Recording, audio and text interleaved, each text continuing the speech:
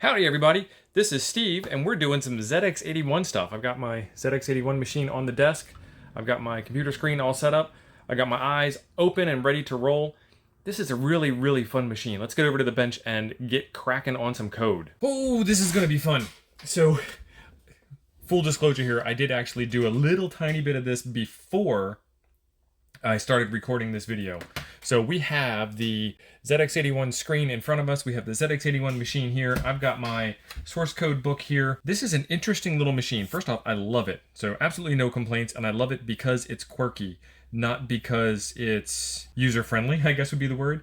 So you might have seen a ZX81 before, you might not have seen a ZX81 before. The reason why this works the way that it works is because it has a very limited amount of memory. And what I will do, there is a video that I will link up over here in the corner from, I'm going to mispronounce his name, Hajalfi, who is programming this. And the guy does a fantastic job. It's absolutely beautifully amazing. As he's programming the machine, it's a simple breakout game. You know, bounce the ball around the walls and knock the tiles off the ceiling kind of thing. It's a simple breakout game.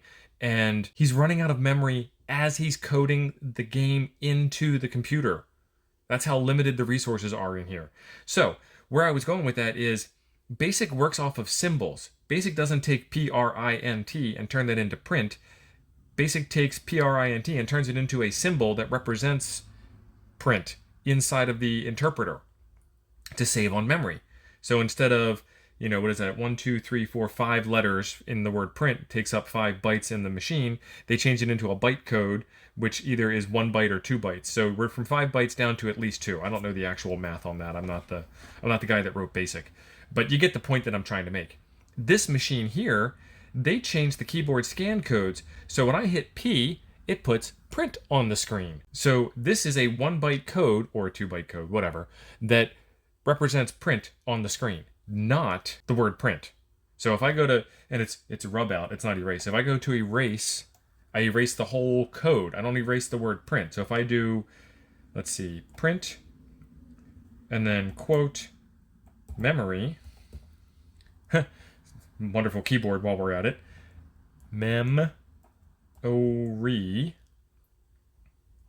now I have a symbol, print, and a string, memory, on screen. So I can actually go back and get rid of some of the letters of memory, and I can go use my arrow keys and get back and get rid of the entire word, the entire symbol, print. It's interesting. And I guess K means command and L means string. Okay, so let's see just how much memory this has. And inside of the book, on Chapter 26, page 125 is where you finally get to figure out the memory. And it's even kind of cryptic inside of here, because I guess it's not all that important how much memory you have. So on page 125, they talk about the RAM top variable. And as we talk about variables in modern programming languages, they actually get called by their names. So I would call the variable, I would say print RAM top. It's just referenced as RAM top.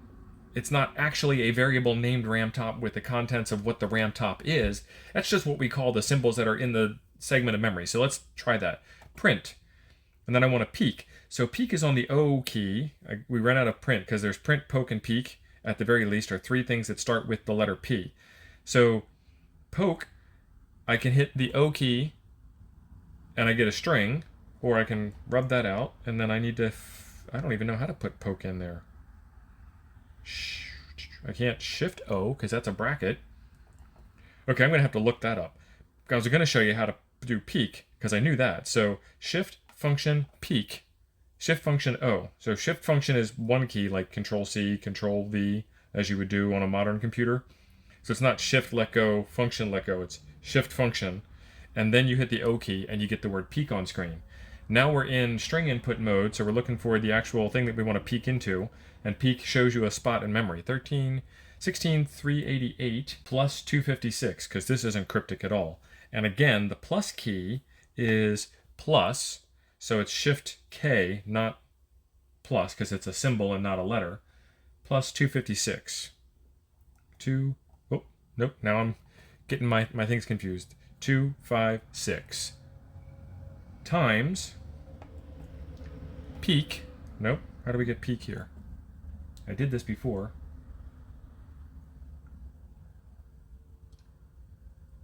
Oh yeah, shift function peak 16389. 16389.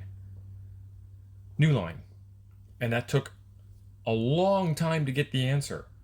It was a variable lookup. It took seconds, it seemed like, to give me 17408.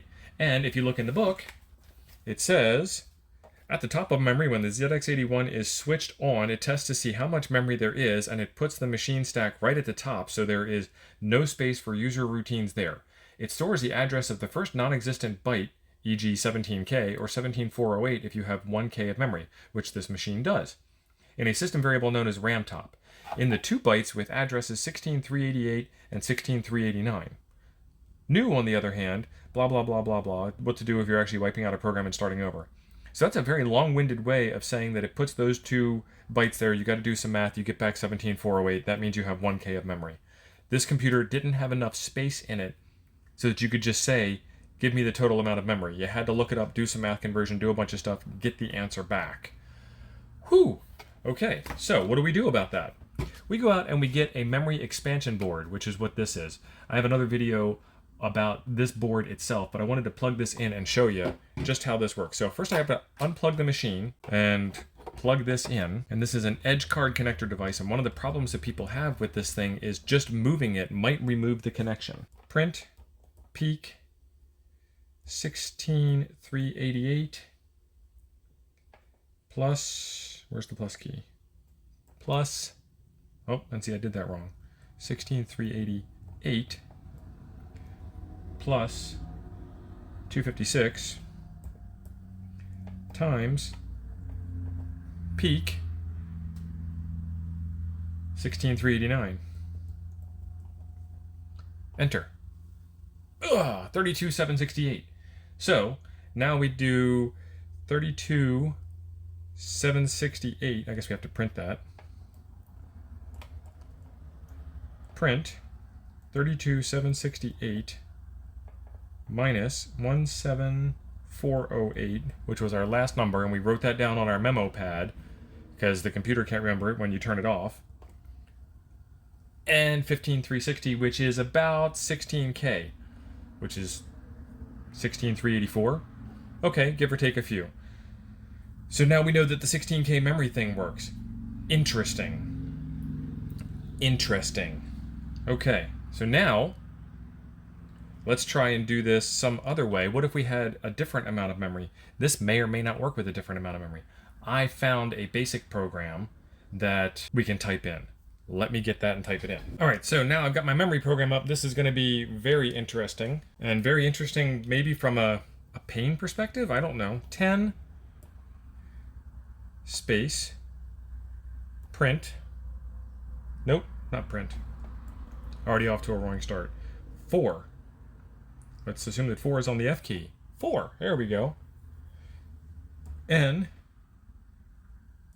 equals 16640. 2, can't use the word 2, got to put a function in there. 2, 65536, 65536, which is probably the start of the base of memory to the maximum amount of address space as a guess.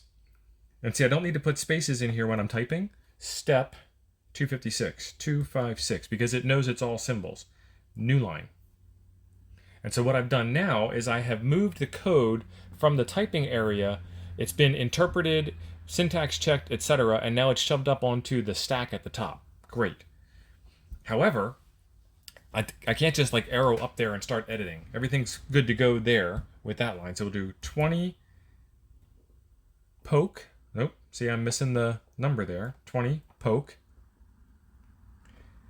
N, comma, 0. So what I'm doing now is I am putting a 0 into the section of memory that is in the current loop. So it's going to go 16,640.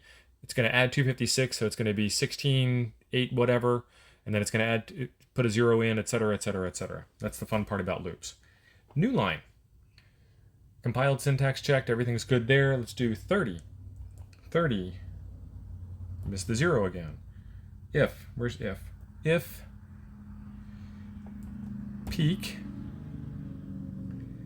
N, and so we have these less than and greater than keys here, less than and greater than. That is totally different than this, less than and greater than. Even though they look the same on the screen, it's totally different. Even though they mean the same thing to the human eye, it's totally different. I typed that in wrong a couple of times first, because I didn't know that those were different, because I wasn't looking for a second symbol that did that thing. And what I'm doing here is I'm saying if n does not equal 0, then I'm going to go to line 50. And go to isn't a bunch of letters, it's a command again. Where's go to? Is it on the G? It's on the G. Go to 50. And when you're programming in BASIC, you kind of have to think your way ahead as to what this program's going to look like in your own mind. Maybe type it in a few times, maybe make a few mistakes. Totally okay. 40, missed the 0 again. Space, next n. And this is actually probably why they use the variable n, which is nice, because the n key on the keyboard is the next symbol. So I just do next n, I hit the key twice. Boom! 50, this is where it gets really complicated. That 0 is sticky for some reason. Print, quote, memory size, nope, IZE, size, space, close quote, semicolon. Semicolon says don't insert a new line automatically, just keep on typing on the same line. N divided by 1024, and I missed a character there, let's go back and fix that. Divided by 1024, missed it again. That 0 is giving me grief. 0, 2, 4. Close parentheses, minus 16, semicolon, quote, K, quote. See if that works out well. Print memory size, and yep, that looks good. New line. Okay, so now the program has been all written on the screen. Everything looks good there. For n equals 16640, I'm guessing that's the start of the bottom of memory to 65536, which I'm guessing is the end of address space. Going in chunks of 256, I want to put a 0 into the memory address with the poke command. If I look at that memory address and it's not equal to the 0 that I put in there, there must be some kind of bug. I've reached the end of memory. I've gotten something that I wasn't expecting. Let's go to line 50. Otherwise, let's repeat the loop. So we go to line 50, it prints memory size, doesn't do a carriage return, n divided by 1024 minus 16 in k. So we do a little bit of math to make that work. So let's do run and cross our fingers. New line. And memory size, 16K. Awesome. Which is what I expect because I have the 16K memory expansion in. I'm guessing that this is 16K and it replaces the internal 1K. There's the list of the program. I want to make this a little bit more interesting to my own personal eyes. So I'm looking for a place where I can put some status in there. I'm going to go to line 25. I'm going to say print, quote, dot, quote, semicolon. That's not a semicolon. Semicolon. That's not going to work either. Semicolon. There we go. So now what I'm going to do, new line, it's going to rewrite the entire program up here. It's going to stick it in where it belongs. Every time through the loop, it's going to put a dot on the screen, just to give me some kind of progress indication. Go. Now see, now that seems fast. Memory size, 16K. That's awesome. You want to know what's even more awesome? That program that we wrote doesn't actually run without the 16K expansion. Fantastic. Absolutely fantastic. All right, that was an absolute adventure. I really actually enjoy working with the machine. I think it's fantastic what they were able to do with this machine when it came out in the context of what it was at the time that it came out. I really can't even tell you how excited I am that this thing does what it does the way that it does. I'm looking at this through the lens of time with a humongous amount of appreciation for what's going on. Not like, oh my God, this thing's a total piece of crap. But this thing is kind of functionally amazing. I mean, I'm really super impressed with it. What I think would be awesome is if you could get this thing into like an Altoids tin as a complete working computer with actual file storage.